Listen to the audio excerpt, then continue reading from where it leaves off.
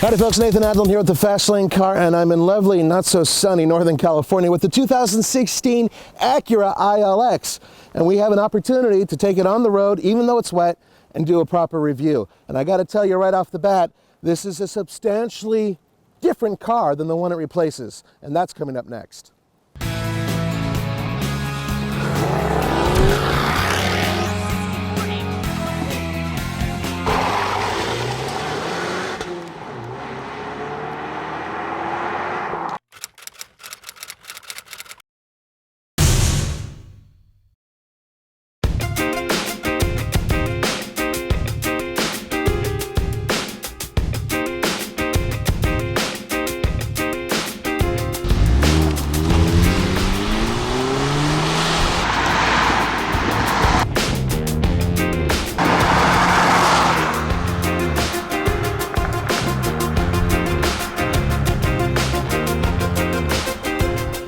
So you may consider this vehicle to be related to the Honda Civic, and indeed you would be right. However, they have made a lot of changes on it underneath. But right now, in terms of styling, there are some major changes. The front end has been revised, including the beak, which is much smoother than it used to be.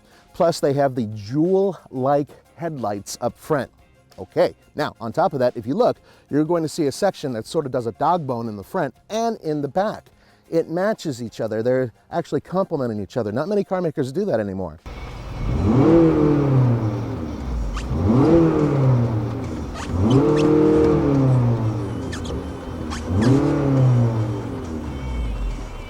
Also, the taillights have been revised, so they are also somewhat jewel-like, and they have LEDs. Now, speaking of LEDs, up front, this section right here, this lights up as a turn signal. LEDs right above there, and then of course you have your daytime running lights down here.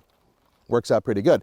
On top of that, you have a slightly sleeker overall look because they managed to put on these absolutely fantastic 18-inch wheels, which are optional, and at least on the A-Spec, look really good.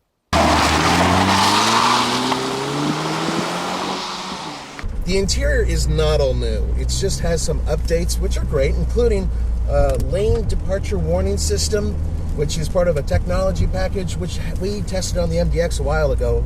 This is the A-Spec version of this car. The A-Spec is sportier, and as such, it has these leather seats with the suede inserts, and they're quite nice. They're very, very comfortable. My large American ass fits nicely, and there's just enough room for my back to get pretty comfortable, and I'm held in place on these corners, yet I don't feel like I'm being squeezed. But when I sit in the car, I like to sit kind of closer to the steering wheel. I can't do that in this car because my head hits up here. So I have to lean the seat back a little bit.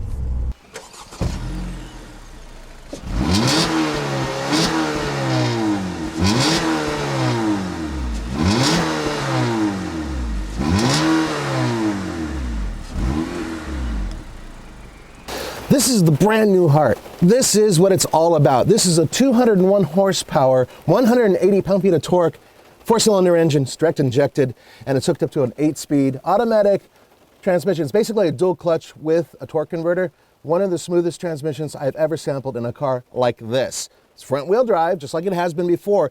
But think about it. I mean, you used to put out 150 horsepower. This is 201 horsepower. Significant increase. And despite all that, despite everything, it actually gets 1 mile per gallon better than the old engine.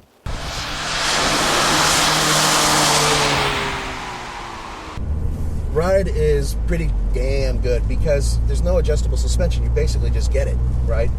But because the chassis has been so tightened, the suspension works a little bit more, but they've muted sounds coming through the cabin, and onto the highway, it's been very nice. Now, combined MPG, bet you're wondering. It's 29 miles per gallon combined. Right now I'm averaging about 20 miles per gallon, but I'm also going through canyons and driving hard.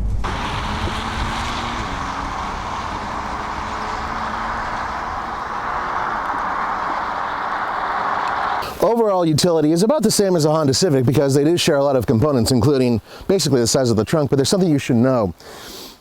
It's a little bit of a pain in the neck to open the trunk from the back because there's a tiny little button which is big enough for one finger next to the reverse camera. So if it's raining like it is now and you're trying to get into the trunk, you got to find that thing real quickly. Just FYI, little tiny pad, not a giant pad where it's easier. But from the back, there is something that you should know. This nice little chrome strip is actually new, and it's only for the A-Spec model.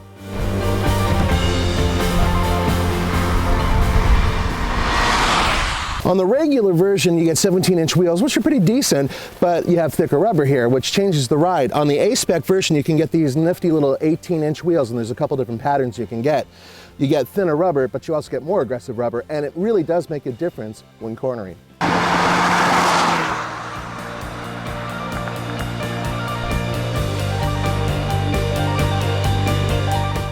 My favorite part of the car, performance. This is a great car for driving in these twisties, and Acura knew it, which is why during this trip they've sent us through the hills, going around Napa and Calistoga and what have you. Beautiful ribbons of highway, but I've also taken it onto some roads that are, well, shall we say, rough, and it did well there too. The chassis tuning's fantastic. They've really tightened it up, and the suspension is dead on. Finally, it no longer sounds tinny like it used to. It sounds like a solid car, easily comparable to the Germans. Now, the engine note. Some of you guys don't like hearing an engine, but most of the people who buy a car like this want a little bit of performance, meaning they also want to hear what's going on with the engine.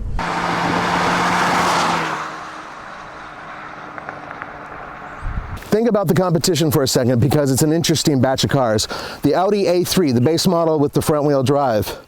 The BMW 2 Series, the Mercedes CLA. These are all vehicles that, to a lesser extent, compete for the same audience as this vehicle. However, the 2016 Acura ILX will be going to younger customers. Some of the youngest customers that are looking for entry-level luxury are buying this vehicle, including people who are 16 to 36 years old, which is like the golden part of the market, because that's entry level. That means that those buyers will be buying this car and then maybe later on buying a larger and more powerful Acura. Even though for some unusual reason they've hidden the exhaust pipes in the back, which is weird, but at least you can hear the exhaust, and it's not modified. They didn't put a special tube in there that you could hear. No, you can actually just hear what's going on, and it sounds glorious.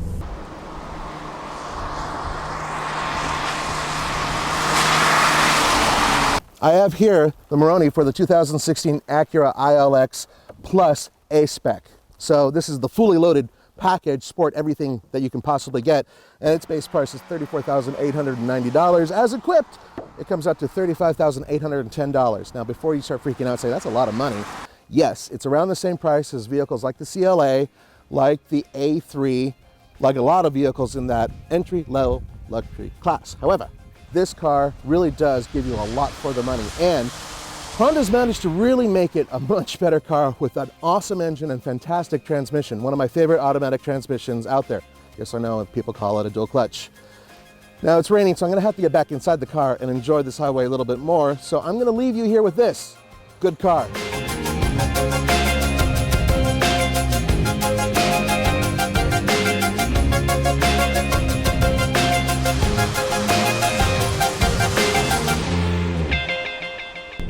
Steering inputs are superb. The weight of the steering. There's no adjustment buttons, no gimmicks like that. It just works, and it works well. So you are able to figure out what the front end is doing. You're able to modulate your speed through a corner based on what the front wheels are doing. And the brakes are good as well. For the Fast Lane Car, this is Nathan Adlin. Don't forget to go to tflcar.com for news, views, and real-world reviews. And don't forget to look for our Colorado review of the Acura. Ciao.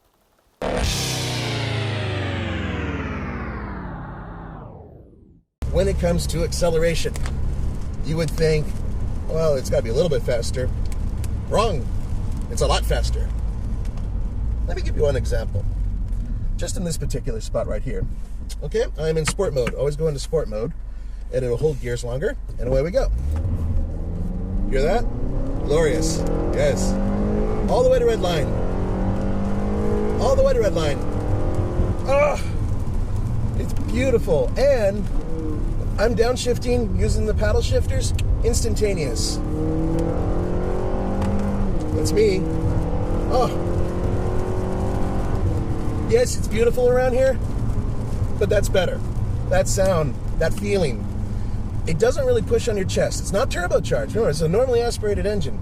However, 201 horsepower for this car is just right. Very, very well done, Acura.